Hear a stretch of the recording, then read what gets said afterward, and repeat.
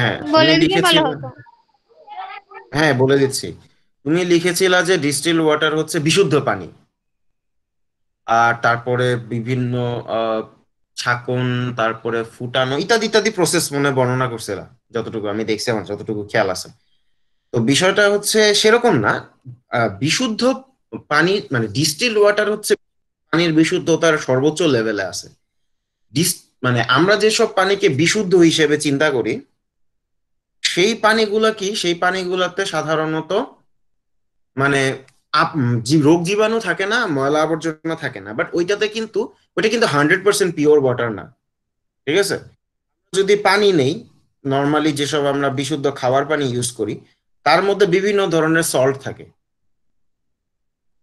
লবণ থাকে। কিরকম লবণ থাকে? বিভিন্ন লবণের মানে বিভিন্ন কার্বনেট লবণ থাকে, সালফেট লবণও থাকতে পারে, ক্লোরাইড লবণও থাকতে পারে, বাট অল্প পরিমাণে লবণ থাকে। যেমন আমরা বাজারে মিনারেল ওয়াটার তো সবাই দেখেছি, কিনি মিনারেল ওয়াটার। মিনারেল ওয়াটারটাকে মিনারেল ওয়াটার বলার কারণ কি? কারণ হচ্ছে তাতে অল্প পরিমাণ লবণ মিশানো থাকে, যে লবণগুলো অবভিয়াসলি আমাদের শরীরের জন্য উপকারী। বাট ডিস্টিল ওয়াটার বা মানে যেটা পাতিত পানি, সেইটা 100% বিশুদ্ধ পানি। সেটাতে কোনো ধরনের অন্য কোনো কেমিক্যাল নাই বা কোনো রাসায়নিক দ্রব্য নাই। সেটাকে হচ্ছে বলা হচ্ছে ডিস্টিল ওয়াটার। সেটা তৈরি করে কিভাবে? আমার স্লাইডটা দেখতে পাচ্ছি সবাই? জি ভাইয়া। জি ভাইয়া। হ্যাঁ, সেটা তৈরি করে হচ্ছে, তুমি যে কোনো উৎসের পানি নিবা, তারপরে সেটাকে প্রথমে কি করবা? বাষ্প করবা, বাষ্পে পরিণত করবা। বাষ্পে পরিণত করার পরে কি করবা? সেটাকে আবার শীতলীকরণ করবা।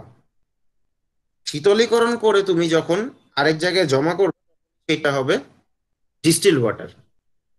এই যে আমি যে প্রসেসটা লিখছি, এই প্রসেসটা খুবই শর্টকাটে লিখছি, এবং এই প্রসেসটাই আজকে বেসিক্যালি আমরা ডিটেইলে পড়বো একটু পর। তখন আরো সুন্দর করে বুঝবা যে এটা আসলে কিভাবে হলো। প্রথম কথা হচ্ছে, এই যে প্রসেসটা, এই প্রসেসটার নামই হচ্ছে পাতন প্রণালী বা ডিস্টিলেশন। যেহেতু এটার নাম পাতন প্রণালী বা ডিস্টিলেশন, এই জন্য পানিকে বলা হয় ডিস্টিল ওয়াটার। কথাটা বুঝাইতে পারছি? সো নিকিতা সহ বাকিরা সবাই বুঝতে পারছো যে আসলে ডিস্টিল ওয়াটার কিভাবে তৈরি করবা? জি ভাইয়া। জি ভাইয়া। আচ্ছা, গুড। তাহলে আমরা এখন সামনের দিকে আগাই। যেটা বললাম যে আমরা আজকে বেসিক্যালি ভাইয়া তরলীকরণটা কি ইংলিশে? লিকুইডিফাই করা। ও ওকে, আচ্ছা। আরো ডিটেইলে একটু পরে পড়বো, সেই জন্য আসলে এখন কিছু বলিনি। আচ্ছা, তাও তুমি এরকম করে জিজ্ঞেস করবা, সমস্যা নেই, কারণ হচ্ছে ভুলে যেতেই পারি। আচ্ছা যাক, ডিস্টিলেশন, ডিস্টিলেশনটাই আগে পড়ি চলো। বা পাতন জিনিসটা কি সেটা সম্পর্কে আমরা একটু আইডিয়া অর্জন করি। আচ্ছা, পাতন বা ডিস্টিলেশন জিনিসটা হচ্ছে কিসের জন্য ইউজ হয় সেটা আগে বুঝতে হবে। এখান থেকে আমি পড়ানো শুরু করি, তাহলে সবাইকে বুঝাইতে পারবো। পাতন জিনিসটা কি? কোন তরলকে যদি, আচ্ছা আমি ইংলিশ টার্ম গুলো ইউজ করি, বাংলা তো লেখাই আছে এখানে। কোন লিকুইডকে আমি যদি হিট দেই, অথবা তার এক্সটার্নাল যে প্রেসার, অ্যাটমসফিয়ারিক প্রেসার, তার উপরে যে প্রেসারটা আছে এক্সটার্নাল, কমিয়ে নেই, বা যদি দুইটা প্রসেসই একসাথে প্রয়োগ করি, হ্যাঁ এরকম করে যদি আমি সেটাকে ভ্যাপারাইজ করি, এবং পরবর্তীতে সেই ব্যাপারটাকে আবার কুল ডাউন করে লিকুইডিফাই করি, তাহলে এই প্রসেসটাকে বলা হয় ডিস্টিলেশন। মানে কি? ফার্স্টে আমি ভ্যাপারাইজ করব,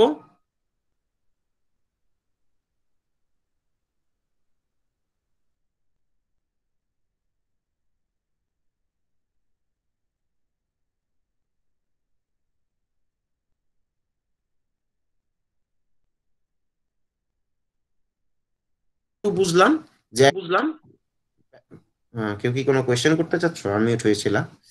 আচ্ছা, কারো কোনো কোয়েশ্চেন থাকলে আমার কথার মাঝখানে করে ফেলো, সমস্যা নেই, আমি থেমে উত্তর দেবো, টেনশনের কিছু নেই। তা আমরা ফার্স্টে ভ্যাপারাইজ করব, পরে আবার লিকুইডিফাই করব। আচ্ছা, এটা করার রিজনটা কি? ঠিক আছে, এটা আমরা করব কেন? What is the aim of it? এইমটা হচ্ছে বেসিক্যালি একটা মিক্সচার থেকে তার ভিতরে যা যা থাকে সেগুলোকে ডিফারেন্সিয়েট করা বা আলাদা করা আর কি। হুম। যেমন একটা অনুদ্বায়ী তরল আর একটা উদ্বায়ী কঠিন পদার্থের মিশ্রণকে পৃথকীকরণ। অনুদ্বায়ী তরল মিন্স হচ্ছে যে লিকুইডটার বয়লিং পয়েন্ট হাই, ঠিক আছে, আর উদ্বায়ী মিন্স যার বয়লিং পয়েন্ট লো, আর কি সহজভাবে বললে।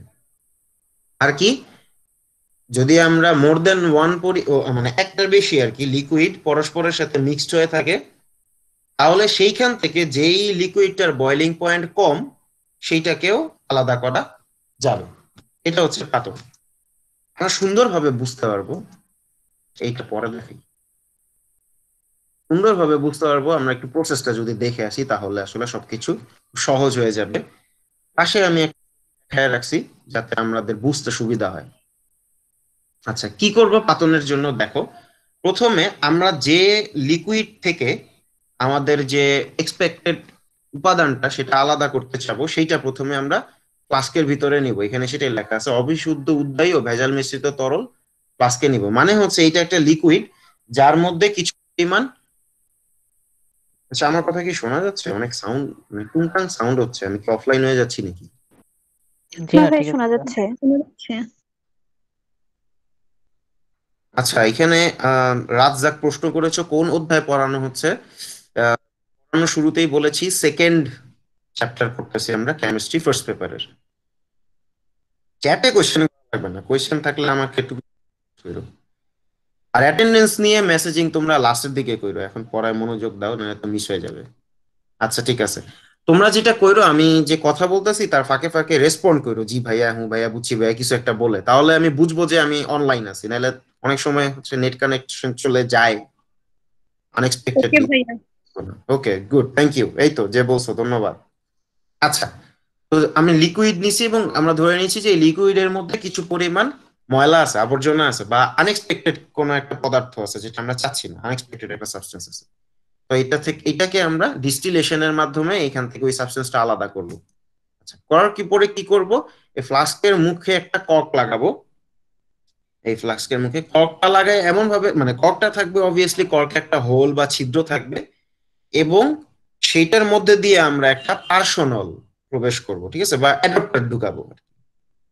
ঠিক আছে, এই অ্যাডাপ্টারের মধ্যে কি থাকবে? এই অ্যাডাপ্টারের মধ্যে আমরা একটা থার্মোমিটার লাগায় রাখবো এক সাইডে, আরেক সাইডে হচ্ছে একটা কন্ডেন্সার লাগাবো। কন্ডেন্সার কি জিনিস? কন্ডেন্সার এমন একটা জিনিস যেটা হচ্ছে কন্ডেনসেশন করে। কন্ডেনসেশন মানে কি? ঘনীভূত করা, বা কোনো জিনিসকে ঠান্ডা করা। ঘনীভবন করা বা ঠান্ডা করা, মানে হচ্ছে এটা এটা একটা কুলিং প্রসিডিউরের জন্য এই জিনিসটা ইউজ করা হচ্ছে। এটাকে বলা হয় লিবিগ কন্ডেন্সার। লিবিগ হচ্ছে একটা নাম আর কি, তার নামে। আচ্ছা, এরপরে কি করব, আমরা ফ্লাস্কটাকে হিট দিতে শুরু করব। হিট দিতে দিতে কি হবে? ভাইয়া কি সরি, ভাই একটু আগের কিছু কথা শোনা যায়নি আর কি। কত, কেউই শুনতে পাওনি? না, জি শোনা ভাই, যাচ্ছিল শুনতে তো। পেরেছি তো। ভাইয়া কি ভাইয়া কন্ডেন্স? শোনা যাচ্ছিল তো। আচ্ছা আচ্ছা, ঠিক আছে, ওকে, মানে শুনতে পাচ্ছি ঠিক তো। হতেই পারে, কারো কারো নেট হয়তো একটু প্রবলেম করছে, ওকে। এটাকে বলা হয় লিবিগ। এই যে লিবিগ শীতক, এই যে লেখা আছে লিবিগ, লিবিগ কন্ডেন্সার এটার নাম। হুম। আচ্ছা, যদি কেউ মিস করে থাকো, এখানে তো লিখাই আছে পাশে, লিখা পড়ে নিও। আর যদি একান্ত অনেক বেশি মিস করে থাকো, তাহলে রেকর্ড হচ্ছে ক্লাসটা, সো কোনো ধরনের টেনশনের কিছু নেই, যেহেতু রেকর্ড হচ্ছে সবকিছু পাওয়া যাবে। আচ্ছা যাক, যেখানে ছিলাম সেখানে আবার ফেরত আসি। এবার ফ্লাস্কে আমি হিট দিতে শুরু করব। হিট দিতে থাকলে কি হবে, ধরে নিচ্ছি যে আমার তরল ভাইয়া পদার্থ। কি দিতে শুরু করবেন? লিভ? হিট দিব, তাপ তাপ। হিট? হ্যাঁ, তাপ, এই যে বাংলায় লেখাই তো আছে পাশে, তাপ দিব, ওকে। বার্নারকে তাপ দিতে থাকবো, হিট, হিট, হিট সাপ্লাই দিব। আচ্ছা, তারপর কি হবে, ধরে নেই আমার যে লিকুইডটা সেইটার হচ্ছে বয়লিং পয়েন্ট, মানে তরলটার হচ্ছে স্ফুটনাঙ্ক কম, এবং তরলের ভিতরে যে ভেজালটা আছে, যে আনএক্সপেক্টেড সাবস্টেন্স, সেটার হচ্ছে স্ফুটনাঙ্ক বেশি। তাহলে কি হবে, আমি তাপ দেওয়া শুরু করলে একটা সার্টেন অ্যামাউন্ট আমি দেখতে পাবো যে আমার কি হবে, থার্মোমিটার দিয়ে থার্মোমিটারের টেম্পারেচার বাড়তেছে আস্তে আস্তে। আচ্ছা, এই ঠান্ডা পানি চালনা করার হিসাবে পরে আসতেছি। কি হবে, কনস্ট্যান্টলি থার্মোমিটারের টেম্পারেচার বাড়তে থাকবে, কারণ হিট দিচ্ছি আমি। একটা সময় আমি দেখবো থার্মোমিটারের তাপমাত্রা বাড়তে বাড়তে এই যে আমার তরল, এই তরলের স্ফুটনাঙ্কে পৌঁছায় গেছে। এবং যখনই এটা হচ্ছে কি এই তরল এই লিকুইডের বয়লিং পয়েন্টে পৌঁছাবে তখন থার্মোমিটারের যে টেম্পারেচার সেটা সেটা ফিক্সড হয়ে যাবে, সেটা চেঞ্জ হবে না। এবং এইখান থেকে আমার লিকুইডটা কনস্ট্যান্টলি ভ্যাপারাইজ হইতে থাকবে, তরলটা বাষ্পীভূত হতে শুরু করবে। এবং এই অ্যাডাপ্টারের মাধ্যমে এই যে সাইড সাইড নলটা আছে যেটা, বা পার্শ্ব নল বলে, বা সাইড টিউব হোয়াটএভার, এই সাইড দিয়ে হচ্ছে সেটা কিসে আসবে, এই কন্ডেন্সারে বা শীতকের ভিতরে প্রবেশ করবে। আচ্ছা, শীতকের মধ্যে আমি কি করতেছি ছবিতে দেখা যাচ্ছে যে আমি ভাইয়া পার্সোনাল ইংলিশে কি হবে? অক্সিলারি টিউব বলা যায় পার্শ্ব নলকে, বুঝছো? জি ভাইয়া। আচ্ছা, তো এদিক দিয়ে হচ্ছে কি হচ্ছে, আমি ঠান্ডা পানি দিচ্ছি। এই ঠান্ডা পানিটা কি হচ্ছে, এই যেই টিউবটা দিয়ে আমার এখান থেকে গরম বাষ্পটা যাচ্ছে সে টিউবকে ঠান্ডা করে দিচ্ছে। ফলে কি হচ্ছে, টিউবের ভিতর দিয়ে যে ব্যাপারটা যাচ্ছে সেটা টিউব ক্রস করতে করতে লিকুইডিফাই হয়ে এখানে জমা হচ্ছে। আর এখানে নিচে আর একটা টিউব আছে যেটাতে আমি এখান দিয়ে ঠান্ডা পানি দিচ্ছি, সেই ঠান্ডা পানিটা কি হচ্ছে, এই ভ্যাপারের যে টিউব সেটার সাথে লেগে গরম হয়ে যাচ্ছে, সেটা এদিক দিয়ে বের হয়ে যাচ্ছে। ঠিক আছে, সো কি হচ্ছে, গরম পানি বের হয়ে যাচ্ছে, কনস্ট্যান্টলি আমার ঠান্ডা পানি প্রবেশ করতেছে। ফলে হচ্ছে এইখানের যে ব্যাপারটা বা বাষ্পটা সেটা কনস্ট্যান্টলি তরলে পরিণত হয়ে বা লিকুইডিফাই হয়ে আমাদের এই বাইরের একটা ফ্লাস্কে জমা হচ্ছে। এইটাই হচ্ছে বেসিক্যালি পাতন প্রণালী বা ডিস্টিলেশন পদ্ধতি। ঠিক আছে, আচ্ছা, জি ভাইয়া। Thank you. একটা ছোট জিনিস আমাদের খেয়াল রাখতে হবে, সেটা হচ্ছে এই যে যে তরলটাকে আমি বাষ্পীভূত করছি, এই তরলের যে বয়লিং পয়েন্ট সেটা যদি 120 ডিগ্রি সেলসিয়াসের বেশি হয়, তাহলে লিবিক শীতকের পরিবর্তে আমরা অন্য একটা শীতক ইউজ করি যেটা লেন্থ হয় হচ্ছে 80 সেন্টিমিটার। আর সেটার যে হয় তোমার আয়তন হবে, সেটা হবে একটা এক ঘন সেন্টিমিটার আয়তনের আর কি, মানে একটা ছোট চিকন কিন্তু লম্বা নল ইউজ করবো সহজভাবে বললে। ঠিক আছে, কারণ কারণ হচ্ছে তরলের স্ফুটনাঙ্ক যদি 100-র উপরে হয়, আসলে পানি দিয়ে সেটাকে ঠান্ডা করা যাবে না, কারণ পানির নিজের স্ফুটনাঙ্কই হচ্ছে 100। আর এখানে তরলের স্ফুটনাঙ্ক 120 হয়ে গেলে পানি নিজেই বাষ্পীভূত হয়ে যাবে। সেই ক্ষেত্রে জাস্ট আমরা এমন মানে এত লম্বা একটা নল নিব যে নল দিয়ে যেতে যেতেই হচ্ছে সে ব্যাপারটা নিজে নিজে ঠান্ডা হয়ে যাবে আর কি, বিষয়টা একটা এরকম। আরেকটা কথা, এই প্রক্রিয়ায় কি হয়, তরলের বাম্পিং রোধ করার জন্য কিছু কাঁচ টুকরা দেওয়া হয়। বাম্পিং মানে কি, মানে তরল যখন ফুটতে শুরু করে, যে কোনো লিকুইড যখন বয়েল হতে শুরু করে তখন দেখবে ছিটে ছিটে আসে। ঠিক আছে, এই ধরনের যেন কিছু না হয় সেই জন্য হচ্ছে কাঁচ টুকরা কিছু জিনিসটাকে ভারী করে ফেলার জন্য, বা ওই বাম্পিংটা তখন হয় না আর কি, সহজভাবে বললে। আচ্ছা, একটা স্লাইড আমি বাদ দিয়েছিলাম, সেটা এখন আমি দেখাই। এতে কি লেখা ছিল যে মিনিমাম 40 ডিগ্রি সেলসিয়াসের ব্যবধানের স্ফুটনাঙ্ক বয়লিং পয়েন্ট, মানে যে দুইটা সাবস্টেন্সের উপরে তুমি ডিস্টিলেশন বা পাতন প্রণালী প্রয়োগ করবা, সেই দুইটা সাবস্টেন্সের যে বয়লিং পয়েন্ট তাদের ডিফারেন্স মিনিমাম 40 ডিগ্রি সেলসিয়াস হতে হবে। যদি এই পরিমাণ ডিস্টেন্স না হয় বা ডিফারেন্স না হয়, তাহলে দুইটাই একই সাথে তোমার ভ্যাপারাইজ হয়ে যাবে বা বাষ্পীভূত হয়ে যাবে। সেই ক্ষেত্রে হচ্ছে আমাদের পাতন করে কোনো লাভ হবে না, দেখা যাবে যে মিক্সচারটা আবার আগের মতন ফেরত আসছে। আরেকটা প্রসেস কি বলছে, জৈব তরল এমন হতে হবে যেন তাপ প্রয়োগে বাষ্পীভূত হওয়ার সময় বিয়োজিত না হয়। মানে অনেক সময় আমরা এমন কোনো সাবস্টেন্স ইউজ করতে পারি যেটাকে অনেক বেশি হিট দিলে দেখা যায় সেটা বিয়োজিত হয়ে যাচ্ছে বা ডিকম্পোজ হয়ে যাচ্ছে। ঠিক আছে, ভেঙে যাচ্ছে। ধরো জাস্ট এক্সাম্পল বলি, ধরো মিথেন বলা উচিত, আচ্ছা হ্যাঁ মিথেনকেই ধরো তাপ দিলাম। আচ্ছা, মিথেন তো লিকুইড না, ধরো অ্যালকোহলকে তাপ দিলাম। হ্যাঁ, তো অ্যালকোহলকে তাপ দিলাম, তাপ দেওয়ার ফলে কি অ্যালকোহলটা ভেঙে কার্বন, হাইড্রোজেন আর অক্সিজেনে পরিণত হয়ে গেল। তাহলে তো সেটাকে আমরা ডিস্টিলেশন করতে পারবো না। এই দুইটা জিনিস আমাদেরকে খেয়াল রাখতে হবে। ঠিক আছে, পাতনের কথাটা কি বুঝে গেছে? সবাই কি বুঝছো? জি ভাইয়া। কখনো কখনো কেউ কি পাতন করছো নিজেরা নিজেরা? না না ভাইয়া। ল্যাবে একবার করছিলাম ভাইয়া। ল্যাবে? আচ্ছা আচ্ছা, হ্যাঁ মজার, পাতনের জিনিসটা খুব ইন্টারেস্টিং একটা জিনিস। আমি তোমাদেরকে একটা ছোট্ট ভিডিও দেখাই, ভিডিওটা দেখলে পাতনের জিনিসটা আরো সুন্দর বুঝতে পারবে। দাঁড়াও, আচ্ছা দাঁড়াও, ভাইয়া স্ক্রিন শেয়ার অফ হয়ে গেছে। হ্যাঁ আমি অফ করছি, দিচ্ছি।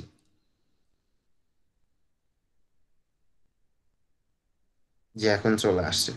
আচ্ছা মেসেজ দিছিল কে জানি, কোনো সমস্যা নাকি? না। আচ্ছা, এই দেখো, সবাই আশা করি দেখতে পাচ্ছো কিভাবে হচ্ছে পাতনটা হয়, তার একটা ছোট্ট মানে অ্যানিমেশনই বলা যায়। ঠিক আছে, এখানে হিট দেওয়া হচ্ছে ফ্লাস্কে, এই যে উপরে থার্মোমিটার, এই যে সাইড দিয়ে হচ্ছে ব্যাপারটা আসতেছে, এদিক দিয়ে যাচ্ছে, এখান দিয়ে পানির সাপ্লাই দেওয়া হচ্ছে। এই যে পানির সাপ্লাইয়ের ফলে কি হচ্ছে, এই ব্যাপারটা হচ্ছে লিকুইডিফাই হয়ে এই যে পাশের ইয়েতে জমা হচ্ছে, আর একটা ফ্লাস্কে জমা হচ্ছে। এই হচ্ছে তোমাদের পাতন প্রসেস, শর্টকাটে বললে। সবাই আশা করি বুঝতে পেরেছি। জি ভাইয়া। জৈব তরল জি ভাই। কোনগুলা? জি ভাইয়া। কেউ কি কিছু জিজ্ঞেস করছো? জৈব তরল কোনগুলা? জি ভাই। দ্রাবক, জৈব তরল। জৈব তরল হচ্ছে যেসব জৈব পদার্থ আছে, জৈব যৌগ আছে, যারা তরল অবস্থায় থাকে তারাই জৈব তরল। সব জিনিস বুঝতে পেরেছো? অর্গানিক কম্পাউন্ড যেগুলা লিকুইড ফর্মে থাকে, যেমন অ্যালকোহল। জি ভাইয়া। আচ্ছা, দেখো পাতনের আরেকটা ইয়ে আছে, সেটা হচ্ছে আংশিক পাতন, পার্শিয়াল ডিস্টিলেশন বা ফ্র্যাকশনাল ডিস্টিলেশন, যেটাই বলো। এটা কোন ক্ষেত্রে করা হয়? যদি কতগুলো মানে সাবস্টেন্স এমন থাকে মিক্সচারে, যাদের হচ্ছে বয়লিং পয়েন্টের ডিফারেন্স 40 ডিগ্রি সেলসিয়াস এর কম, ঠিক আছে, তাদেরকে আমরা হচ্ছে ফ্র্যাকশনাল ডিস্টিলেশন করি। কি ইউজ করে? অংশ কলাম ইউজ করে, বা এটাকে ডিস্টিলেশন কলামই বলা হয় আর কি। জিনিসটা দেখতে অনেকটা এরকম। এটার মধ্যে কি হয়, একটা সার্টেন মানে কি বলে, একটা পাইপ দিয়ে আমরা হচ্ছে তাপ তাপ প্রদান করি বা হিট সাপ্লাই দিই, ঠিক আছে। শুনতে পাচ্ছি তো সবাই, অনেক নীরবতা পাচ্ছি আমি। জি ভাই শুনতে পাচ্ছি। জি ভাই। জি ভাইয়া শুনতে পাচ্ছি। সাইডের একটা, জি ভাইয়া শুনতে ওকে পাচ্ছি। ধন্যবাদ, সাইডের একটা টিউব দিয়ে হচ্ছে আমরা হিট সাপ্লাই দিচ্ছি। আর এই কলামটা এমন ভাবে তৈরি থাকে যে এইটার পুরা কলামটার এক এক পোর্শনে এক এক টাইপের টেম্পারেচার থাকে, ফলে হচ্ছে এক এক পোর্শনে এক একটা ভ্যাপারাইজ হয়ে বের হইতে থাকে। তো পরে এই ব্যাপারগুলোকে ভাইয়া জাস্ট, একটা কোশ্চেন ছিল, এখানে ক্রুড অয়েলটা কি মেইনলি পেট্রোলিয়াম অয়েল?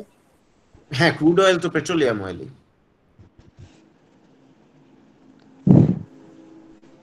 আচ্ছা, এইটা এই যে আমি যেটা দেখাচ্ছি এটা আসলে পেট্রোলিয়াম অয়েল থেকে বিভিন্ন ধরনের সাবস্টেন্স কালেক্ট করার প্রসেসটাই আর কি। সেখানে এই 9-এ সেখানে পড়ছিলাম ভাইয়া এটা। সিম্পলিফাই করে ইউজ করা হয়। আচ্ছা, যারা পড়ছো তো তারা তো ভালোই। তো যেটা বলতেছিলাম যে কলামের বিভিন্ন পার্টে বিভিন্ন ধরনের টেম্পারেচার থাকে, এবং এক এক এক একটা তোমার সাবস্টেন্স হচ্ছে কি বলে, ভ্যাপারাইজ হয়ে বের হয়। তো ব্যাপারগুলোকে পরবর্তীতে আলাদা করে লিকুইডিফাই করব আমরা। আচ্ছা, কেউ যদি আমি যে ইংলিশ টার্ম বলি কোনো যদি মাঝখানে না বুঝো, তাহলে কিন্তু অবশ্যই জিজ্ঞেস করবা। এটা কোনো মানে লজ্জার কিছু নাই যে আমি ইংলিশ বুঝতেছি না, ওকে? ঠিক আছে ভাইয়া। আচ্ছা ঠিক আছে, তো এইটাই হচ্ছে অংশ কলাম, এটাতে সব ভাইয়া ব্যাপারাইজ মানে তো ভাস্পীভূতই। হ্যাঁ বাষ্পীভূত করা, হ্যাঁ রাইট। আচ্ছা যাক, এই হচ্ছে মোটামুটি আমাদের পাতন প্রণালীর বিষয়। আসলে পাতনের মনে হয় আরেকটা পাতন প্রণালী আছে। আচ্ছা হ্যাঁ, আরেকটা পাতন প্রণালী আছে, সেটা হচ্ছে বাষ্পপতন প্রণালী।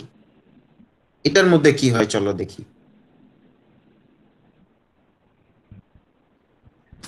বাষ্পপতন কি? যেসব উপাদান পানিতে অদ্রবণীয় ও ফুটন্ত পানিতে অবিয়োজিত কিন্তু স্টিম তাপমাত্রায় উদ্দায়ী, তাদেরকে ভেজাল হতে আলাদা করার সিস্টেম। আচ্ছা মানেটা কি? মানে হচ্ছে এমন কিছু সাবস্টেন্স আছে যারা হচ্ছে পানিতে সলিবল না, পানিতে মানে রুম টেম্পারেচারে সলিবল না, বাট এদের কি এরা কি হয়, এদের হচ্ছে যে বয়লিং পয়েন্ট, সেটা হচ্ছে পানির বয়লিং পয়েন্টের কাছাকাছি। প্লাস এরা কি হয়, পানির বয়লিং পয়েন্ট মানে হচ্ছে তোমার 100°C এরা ডিকম্পোজও হয় না। এই ধরনের পদার্থকে স্টিম ইউজ করে যদি ভেজাল থেকে আলাদা করা হয় তাহলে সে পদ্ধতিটাকে বলা হয় বাষ্পীভবন প্রক্রিয়া বা স্টিম ডিস্টিলেশন বলা হয় এটাকে। ঠিক আছে? আচ্ছা, এক্ষেত্রে ভাইয়া ভাইয়া স্টিম কি? ভাইয়া স্টিম হচ্ছে বাষ্প, মানে কি বলবো, মানে পানিকে তুমি যদি গ্যাসীয় অবস্থায় পরিণত করো তার ইংলিশ হচ্ছে স্টিম। বাষ্প, বাষ্প, জলীয় বাষ্প। আচ্ছা, আমি সরি, আমি কথাটা ভাইয়া বুঝিনি আরেকবার। বীজজিত কি আর বীজজিত কি? মানে বিয়োজিত আর একই বীজজিত জিনিসই এই তো, দুইটা তো আলাদা না, মানে তার আসলে এটা উপাদানে কি? ভেঙে যাওয়া, এইটুকুই, আর কিছু না। ঠিক আছে? যে একটা যৌগ তার উপাদান মৌলে বা একটা যৌগ একাধিক মৌলে বা যৌগে ভেঙে যাওয়াই হচ্ছে বিযোজন হওয়া বা বিয়োজন হওয়া। একই জিনিস, এটা কোনো ডিফারেন্স নেই কথা। সেখানে একটা উল্লেখযোগ্য কথা হচ্ছে এক্ষেত্রে জৈব উপাদান তার স্ফুটনাঙ্কের চেয়ে কম তাপমাত্রায় বাষ্পীভূত হয়। এটার কারণ হচ্ছে কি, আমরা যখন কোনো কিছুকে ভ্যাপারাইজ করি তখন আসলে দুই প্রসেসে ভ্যাপারাইজ করা যায়। আমরা যখন ডিস্টিলেশনের সংজ্ঞাটা পড়ছি পাতনের, তখন দেখছি যে আমরা ইচ্ছা করলে উপরে চাপ কমায়ও তাকে ভ্যাপারাইজ করতে পারবো। ঠিক আছে? চাপ কমায়ও তাকে ভ্যাপারাইজ করতে পারবো। তো যখন আমরা স্টিম তৈরি করতেছি ওয়াটার থেকে, তখন আসলে তার উপরের চাপও কমে যাচ্ছে, কারণ হচ্ছে তার উপরে যে বায়ু সেটা বাষ্পীভূত হয়ে চলে যাচ্ছে। এই কারণে হচ্ছে কম তাপমাত্রায় বাষ্পীভূত হওয়াটা পসিবল। আমার কথা কি সবাই বুঝতে পারছি? জি ভাইয়া। আচ্ছা, আরো ডিটেইলে আমরা প্রসেসটা পড়লে বুঝতে জি পারবো। ভাইয়া। আচ্ছা, প্রথমে কি করছি, ভেজালযুক্ত জৈব পদার্থকে, মানে একটা অর্গানিক সাবস্টেন্স যেটার মধ্যে ঝামেলা আছে বা আনএক্সপেক্টেড একটা সাবস্টেন্স আছে, সেটাকে আমরা একটা ডিস্টিলেশন ফ্লাস্কে নিছি। এই যে ডিস্টিলেশন ফ্লাস্ক, আগের ঠিক স্লাইডটা আছে? একবার দেখানো যাবে ভাইয়া? হ্যাঁ, দেখানো যাবে। এই যে দেখা হইলে আমাকে বইলো ভাইয়া। হয়েছে ভাইয়া। আচ্ছা, গুড। আচ্ছা, এরপরে বুঝছিলাম। ও আচ্ছা, এই যে ফ্লাস্কে নিছি, ওকে। আচ্ছা, নেয়ার পরে কি হয়েছে, ফ্লাস্কের মুখে আমি একটা কর্ক লাগাইছি যেটার মধ্যে দুইটা হোল আছে, দেখতেই পাচ্ছ তোমরা সবাই। এই দুইটা হোলের মধ্যে দিয়ে কি করছি, একটা হোলের মধ্যে দিয়ে হচ্ছে আমি পাস করছি, স্টিম পাস করতেছি, এই যে এই নলটা দিয়ে বা এই টিউবটা দিয়ে। ঠিক আছে? কি জিনিস সেটা আমি একটু পরে বলতেছি। একটা হোল দিয়ে আমি হচ্ছে কি পাস করতেছি, স্টিম পাস করতেছি। আরেকটা হোলের মুখে হচ্ছে আমি আরেকটা টিউব লাগাইছি যেটা দিয়ে আমি কন্ডেন্সারের সাথে বা শীতকের সাথে একটা কানেকশন সেট করছি। ঠিক আছে? এই হচ্ছে দুইটা টিউবের কাজ। আর এইটা কি হচ্ছে, এইখানে বেসিক্যালি স্টিম তৈরি করা হচ্ছে। এখানে এই যে পানি আছে, এই পানিকে তাপ দিচ্ছি, পানিকে তাপ দিলে এখানে স্টিম তৈরি হচ্ছে এবং স্টিমটা এই দিক দিয়ে আসতেছে। আশা করি এখানে এটা সবাই বুঝতে পারছি। জি ভাইয়া। আচ্ছা, এই তো এখানে এগুলাই লেখা আছে। আচ্ছা, এরপরে কি হয়েছে দেখি, পানিতে অদ্রবণীয় তরলে বাষ্প চালনা করলে তার তাপমাত্রা এবং বাষ্পচাপ ক্রমশ বেড়ে যায়। ঠিক আছে? এখানে কি হচ্ছে, এখানে এই যে এই জায়গাটাতে আমি কি করতেছি, একে তো উচ্চ চাপে বাষ্প চালনা করতেছি, তার উপরে আবার সেটার আবার টেম্পারেচারও বেশি, সো কনস্ট্যান্টলি টেম্পারেচার এবং চাপ দুইটাই বেড়ে যাচ্ছে। কি করতেছে, যখন স্টিমের প্রেসার আর লিকুইডের যে প্রেসার বা বাষ্পচাপ, সেটা যখন বায়ুচাপের সমান হয় তখন তরল ফুটতে শুরু করে। মানে বিষয়টা কি হইলো বুঝতে পারছো? বিষয়টা হচ্ছে যে এটা একটু বুঝার আছে। এই যে এইখানে যে লিকুইডটা আছে, আচ্ছা কখনো এইটা দেখছো কোনো এক জায়গায় বা কোনো একটা সারফেসে যদি পানি পড়ে থাকে, তুমি যদি সেটা নাও মুছো, অনেক লম্বা সময় পর সেখান থেকে পানি কমে যায়। এটা খেয়াল জি ভাইয়া দেখছি। এটা তো অবশ্যই। সবাই খেয়াল করছে। জি ভাইয়া। এক্স্যাক্টলি। তো এই যে এই কাজটা কেন হয়? কারণ কি, কোনো কিছু বাষ্পীভূত হইতে হইলে তার যে সারফেসের প্রেসার, সেই সারফেসের প্রেসার মানে প্রত্যেকটা পদার্থের একটা নিজস্ব বায়ুচাপ বাষ্পচাপ থাকে, প্রত্যেকটা সাবস্টেন্সের নিজের একটা সারফেস প্রেসার থাকে, ঠিক আছে? এই যে ধরো এইখানে একটা পানি আছে, এই লেয়ারের একটা ভাইয়া নিজস্ব কথা শোনা প্রেসার। যায় না। সবাই কথা শুনতে পাচ্ছ ঠিক না? আছে তো কথা ভাইয়া। শুনতে পাচ্ছ? হ্যাঁ, ঠিক আছে ভাইয়া, ঠিক আছে ভাইয়া। ভাইয়া কিছু বলতেছেন? জি ভাই শুনতে পাচ্ছি। এই যে অনেক কেউ কেউ যেহেতু শুনতেছে, তার মানে আমার কথা শোনা যাচ্ছে। যারা শুনতে পাচ্ছ না তাদের জন্য আমার সমবেদনা রইলো, আর কি বলবো। ভাইয়া শোনা আপনাদের নেটওয়ার্ক যাইতেছে সমস্যা পুরোপুরি। মনে হয়। আচ্ছা ঠিক আছে, হ্যাঁ সেটাই। আচ্ছা যাক, সমস্যা নাই। আহ, যাদেরই প্রবলেম হয় কোনো টেনশনের কিছু নাই, রেকর্ড হয়ে যাচ্ছে ক্লাস, বারবার একটা কথা বলতেছি। আচ্ছা, যেটা হচ্ছে কি হচ্ছে, এইখানে যখন আমি বাইরে থেকে স্টিম সাপ্লাই দিচ্ছি, যে এই জায়গায় এই স্টিমের নিজস্ব একটা প্রেসার আছে, ধরো P1। আর এই যে যে এই তরলটা আমি এখানে বুঝাচ্ছি, সে তার নিজের একটা প্রেসার আছে, ধরো P2। ফলে হচ্ছে কি, এই দুইটা প্রেসার মিলে ঝুলে এই সারফেসের উপরে যে বায়ুমণ্ডলীয় প্রেসার আছে সেটা সমান হয়ে যাচ্ছে। এবং আমি যেটা বললাম যে কোনো জায়গায় ধরো এমনিতেই পানি পড়ে আছে, দেখা যায় যে সেটাকে কিছু না করলা, তুমি কোনো তাপও দিলা না, তুমি মুছলাও না, এমনি এমনি একটা সময় সেটা বাষ্পীভূত হয়ে চলে যায়। তার রিজন কি? তার রিজন হচ্ছে এই সারফেসের যে প্রেসারটা, এই প্রেসারটা যখন তার উপরের যে বায়ুমণ্ডল আছে বা অ্যাটমসফিয়ার আছে তার প্রেসারের সমান হয়, তখন অটোমেটিক এখান থেকে বাষ্পীভূত হয়ে যায়, ঠিক আছে? এবং অনেক লম্বা সময়ের জন্য কোনো কিছুকে এরকম অ্যাটমসফিয়ারে যদি তুমি উন্মুক্ত অবস্থায় রেখে দাও, ওপেন অবস্থায় রেখে দাও, তাহলে সেটা এরকম বাষ্পীভূত হওয়া পসিবল। এটাকে শত বাষ্পীভবন বলে, বা অটো ভ্যাপারাইজেশনও বলে আর কি। তো এখানে এখানে সেটাই হচ্ছে, এই স্টিমের প্রেসার আর এই লিকুইডের নিজস্ব প্রেসার মিলে অ্যাটমসফিয়ারের প্রেসারের সমান হয়ে যাচ্ছে। ফলে কি হচ্ছে, এটার যে বয়লিং পয়েন্ট তার চেয়ে কম টেম্পারেচারেই এটা ফুটতে আরম্ভ করে।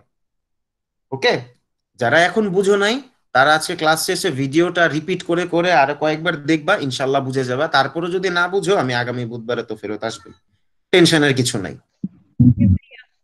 ওকে, এটাই হচ্ছে। ঠিক ভাইয়া আছে ভাইয়া। এটা যদি ক্রিয়েটিভে আসে হুম। তাহলে কি এই জি ভাইয়া। প্রসেসটার সাথে ফিগারটা দিব?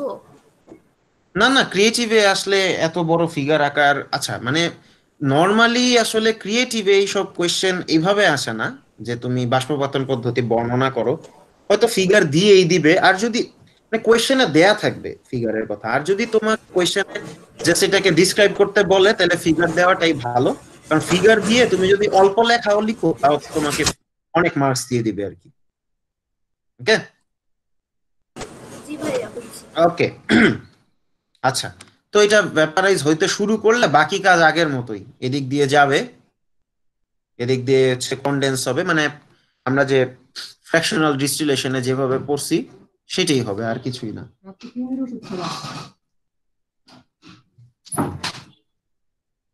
আচ্ছা, এই তো এখানে আর কিছু মনে হয় না। এই হচ্ছে আমাদের জি। এই প্রক্রিয়ায় কি কোনো থার্মোমিটার? এটাতে থার্মোমিটারের মানে থার্মোমিটারের ইউজ আছে কি না, এটা জিজ্ঞেস করতে যাচ্ছ?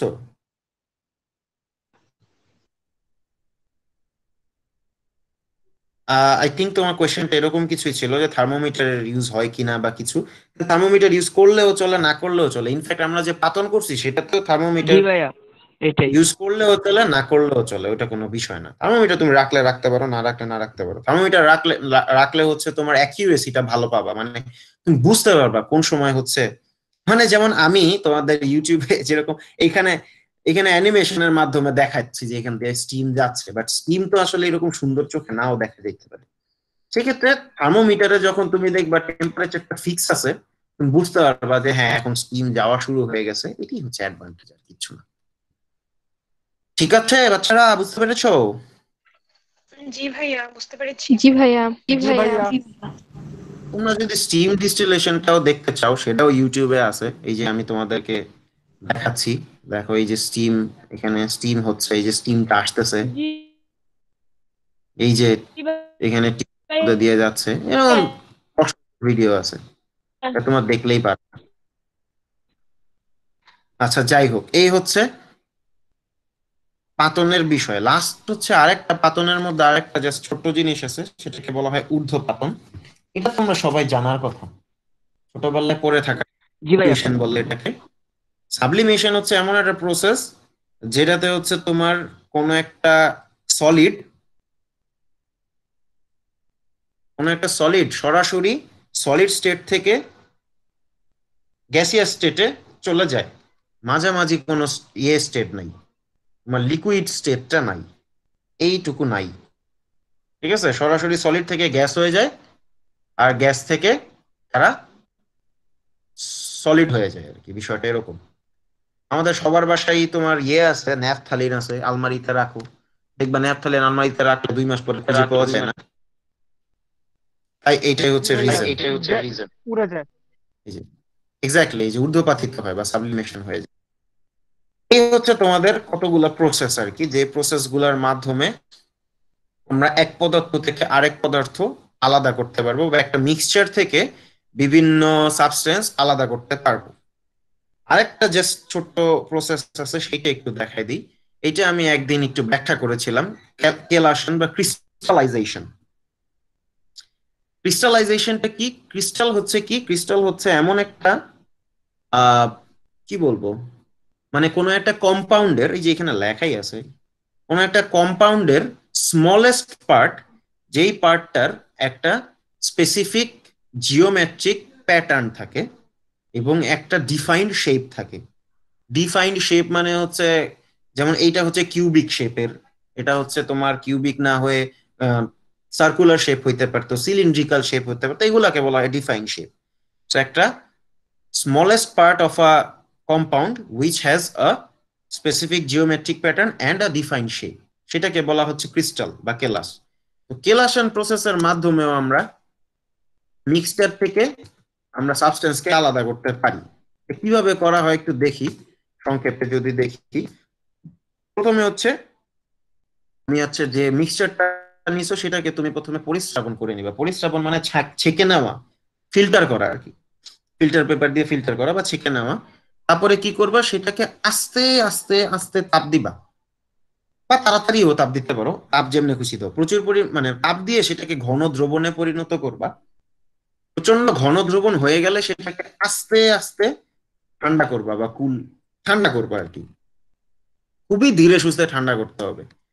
ঠান্ডা করলে দেখবা আস্তে আস্তে পাত্রের নিচে ক্রিস্টাল পড়তেছে, তলানি হিসেবে আস্তে আস্তে ক্রিস্টাল পড়তে থাকবে। যেসব পদার্থ আর কি ক্রিস্টাল দেয়, তাদের জন্য এই প্রসেসটা ফলো করা হয়। ফলো করলে কি হবে, একটা সময় লিকুইড থেকে তোমার যে এক্সপেক্টেড সাবস্টেন্সটা, সেটা সম্পূর্ণ ক্রিস্টালাইজ হয়ে তলানি হিসেবে পড়ে থাকবে। আর তুমি হচ্ছে কি করবা, ওই লিকুইডকে আবার উপর থেকে সরায় ফেলবা, সরায় ফেললেই হচ্ছে তোমার মিক্সচার থেকে সবকিছু আলাদা হয়ে যাবে। এটা কি বুঝা গেছে? জি ভাইয়া। জি ভাইয়া। আচ্ছা, তোমরা খেয়াল করে থাকবা, আমি হঠাৎ হঠাৎ কিছু কিছু স্লাইড হচ্ছে এমনি এমনি অন করি, বাট তোমাদেরকে হচ্ছে পড়াই না।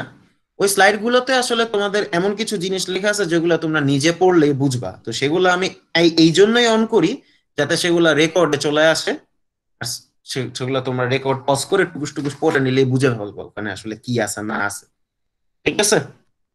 আচ্ছা, এখানে একটি ইম্পর্টেন্ট জিনিস আছে, একটু বলে দেই, এটা খুব সিম্পল যদিও, যে কেলাসন করার সময় দ্রাবক বা সলভেন্টটা আমাদেরকে মানে প্রপার সলভেন্ট নিতে হবে। আচ্ছা, কেলাসন বা ক্রিস্টালাইজেশন করার টার্গেটটা কি?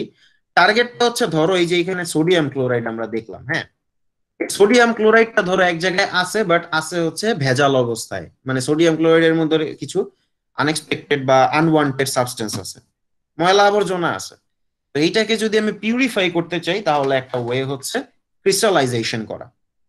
ঠিক আছে, ক্রিস্টালাইজেশন করলে শুধু সোডিয়াম ক্লোরাইডটাই ক্রিস্টালাইজেশন হবে, অন্য ওর সাথে যেসব আজাইরা জিনিস ছিল ওগুলো ক্রিস্টাল হবে না। তো তার জন্য আমাদের কি লাগবে, একটা সলভেন্ট লাগবে, তাই না, দ্রাবক লাগবে। তো দ্রাবকটা এমন হতে হবে যাতে সেটার মধ্যে, যদি সোডিয়াম ক্লোরাইডকে আমি ক্রিস্টালাইজ করতে চাই, তাহলে সোডিয়াম ক্লোরাইড যাতে তাতে সহজে দ্রবীভূত হয় এমন নিতে হবে, এবং ভেজাল পদার্থটা যাতে সেটাতে দ্রবীভূত না হয়, মানে সলিউবল না হয়, এটাও খেয়াল রাখতে হবে। যদি ভেজাল সলিউবল হয়ও, তাহলেও যেন অল্প পরিমাণে হয়, এটা খেয়াল রাখতে হবে। ঠিক আছে? তো এইসব চিন্তা করে হচ্ছে তোমাকে সলভেন্টটা নিতে হবে। আরেকটা জিনিস খেয়াল রাখতে হবে, সলভেন্টটা উড়াধুরা পরিমাণে নিলে হবে না, এটার একটা নির্দিষ্ট পরিমাণ আছে। সেই পরিমাণটা আসলে অনেক এক একটা পদার্থের জন্য এক এক ধরনের হয়, সেগুলো অনেক ধরনের রিসার্চ এক্সপেরিমেন্টের মাধ্যমে বের করা আছে, এগুলো দেখে নিলেই হবে, এগুলো তো এখন আমাদের দরকার নেই। এই হচ্ছে আমাদের ক্রিস্টালাইজেশন প্রসেস।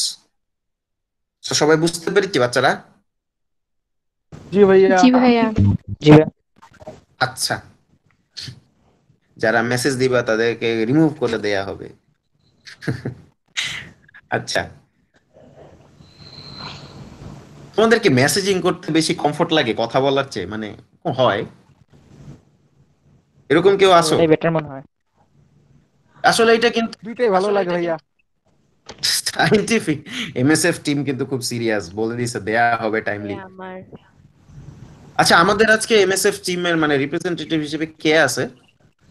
আমি তোমার সাথে কথা হয় নাই। আচ্ছা যাই হোক, ও সুইটি, সুইটির কথা মনে হয় শোনা যায় না, ওই যে তখন মেসেজ করতেছে। হ্যাঁ সুইটি এই জন্য হ্যাঁ ভাইয়া, মেসেজ একটু প্রবলেম হয়। এটা তো সুইটিই কথা বললা। হ্যাঁ ভাইয়া। আচ্ছা ঠিক আছে, ধন্যবাদ সুইটি। আচ্ছা, তো যেটা বলতেছিলাম যে এটা কিন্তু সাইটে রাজীব ব্রো তোমার ভিডিও অন হয়ে আছে, দেখে ফেললে তুমি কিন্তু বিপদে পড়ে যাবা। আচ্ছা যাক, সাইন্টিফিক্যালি আসলে মানুষ কথা বলার চেয়ে তার মনের ভাব লিখে প্রকাশ করতে পারে বেশি ভালো ওয়েতে। সেই জন্য ভাইয়া দেখবা ক্যালাসনে ঝগড়াঝাটি হইলে মানুষ ভাইয়া বিশ্বাস বেশি ক্যালাসনে কি যে কোনো জ্যামিতিক প্যাটার্ন করে। মানে হইতে পারে? জি ভাই, কেলাসনে যে কোনো জ্যামিতিক প্যাটার্ন হবে না, প্রত্যেকটা পদার্থের একটা নির্দিষ্ট জ্যামিতিক প্যাটার্ন আছে, সেটাই হবে, অন্য কিছু হবে না। বুঝছো? আর কারো কোনো কোয়েশ্চেন আছে? ভাই আপনি জানি কি বলতেছিলেন? ওই যে বলতেছিলাম যে মানুষ নিজের মনের ভাব হচ্ছে লিখে বেশি প্রকাশ করতে পারে, এই জন্য দেখবা যে ঝগড়াঝাটি হইলে মানুষ লিখতে বড় হলে তো বড় কোনো message করে। মানে লজ্জা করে না, অনেকে বলতে লজ্জা পায়, এই জন্য আর কি। না মানে একই মানুষকেই তো তুমি লিখে দিচ্ছ, মানে ধরো কাউকে মেসেজে লিখতেছো, সেটা সেটা তাকেই বলতেছো, বলাটাও তাকেই বলবা না, বাট স্টিল এই দুইটার মধ্যে লিখাটা হচ্ছে সাইকোলজিক্যালি মানুষটা আর কি জি কমফোর্ট ভাই, ফিল করে। এটাই। ভাইয়া লিখিত সবকিছু এটা একটু এক্সপ্রেশন প্রকাশ ইনডাইরেক্ট করা প্রসেস তো। যায় না, যা মানে ভয়েস বলার মাধ্যমে হ্যাঁ এক্স্যাক্টলি, প্রকাশ করা যায়, যেরকম কি বোঝাতে চাইতেছি। এক্স্যাক্টলি অনিমা একটা ভালো কথা বলছো, আমিও ভাইয়া সেটাই আমার মানি। একটা কোয়েশ্চেন আমার ছিল। মতো। জি দিশা প্লিজ বলেন। ভাইয়া ফারফিউরাল অ্যাসিডের সংকেত কি? কিসের কিসের? I am sorry, sulphur something, furfural acid. সালফিউরাল acid. Okay, furfural acid. Furfural acid, আচ্ছা তাই বলো, আমি বলতে জি পারবো ভাইয়া। না ফারফিউরাল অ্যাসিড কি জিনিস। আচ্ছা, ফারফিউরাল সবার কাছেই তো নেট আছে, তোমরা একটু নেটে সার্চ দিলেই তো পারো, তাহলেই তো দেখো। আচ্ছা। আচ্ছা তাও আমি বলে দেই, এটা হচ্ছে একটা তোমার অর্গানিক অ্যাসিড আর কি। এটার যদি আমি তোমাকে অ্যাটমিক ফর্মুলা বলি, আণবিক সংকেত হচ্ছে C5H4O2। ঠিক আছে, এখন কথা হচ্ছে যে এইটার তোমার মানে যে ইয়েটা গাঠনিক সংকেতটা, সেটা আমি চাচ্ছি যে তোমরা নেক্সট দিন দেখে আসো, যদি না খুঁজে পাও তাহলে আমি আবার বলে দিব, বাট আমি তোমাকে আণবিক সংকেতটা বলে দিলাম C5H4O2। ইফ আমি I think I am 90% sure এটাই হবে, না 99% শিওর, 1% আনশিওরিটি জাস্ট রাখলাম। ঠিক আছে, সো গাঠনিক সংকেতটা তোমরা খুঁজে দেখো। আর কারো কোনো কোয়েশ্চেন আছে? জি ভাইয়া। এইচডব্লিউ কি ভাইয়া? হ্যাঁ সেটা বলতেছিলাম। এইচডব্লিউ হচ্ছে তোমাদের, আচ্ছা তোমাদেরকে আজকে কি কি প্রসেস পড়াইছি দেখি একটু বলো তো বাচ্চারা। পাতন। আর পাতনেরও তো কয়েকটা টাইপ। পাতন, আংশিক পাতন। হ্যাঁ ঠিক আছে, সবাই একসাথে গণহারে বলতেছো, তাতে আমার কোনো আপত্তি নেই, আমি বুঝতে পারতেছি। সবাই মনে মিলে জুলে সবগুলা প্রসেসের নাম বলে ফেলছো, এক্স্যাক্টলি। তো এর মধ্যে তোমাদেরকে আমি কয়েকটা প্রসেসের ছবি দেখাইছি। জি ভাইয়া। যাই হোক, ছবি টবি শোনা, তোমরা যেটা করবা দুইটা কাজ করবা, মনোযোগ দিয়ে শুনো তোমাদের এইচডব্লিউটা কি। তোমাদের এইচডব্লিউটা হচ্ছে, তোমাদেরকে আমি যে ছবিগুলা দেখাইছি দুইটা মনে হয় ছবি দেখাইছি, একটা হচ্ছে একদম প্রপার ডিস্টিলেশনের ছবি দেখাইছি। আচ্ছা, ডিস্টিলেশন মানে পাতনের ছবি আঁকলেই হবে, আর কোনোটা আঁকার দরকার নাই।